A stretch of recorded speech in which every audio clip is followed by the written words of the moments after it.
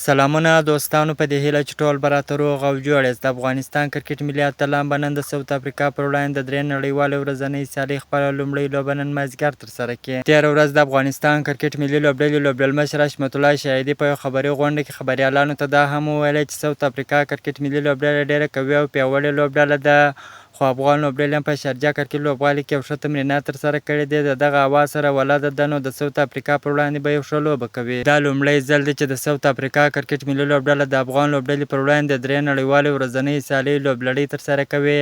ښاغلي شاهدي هیله څرګنده کړې ده چې موږ به یو ښه لوبه نندارې ته وړاندې کوو او بریا به انشاءالله د افغانستان په برخه وي. د افغانستان او ساوت افریقا کرکټ ملي لوبډلو ترمنځ د درې نړیوالې ورځنۍ سیالۍ لومړۍ لوبه نن مازدیګر د افغانستان پر مهال په 4:30 بجې پیلیږي.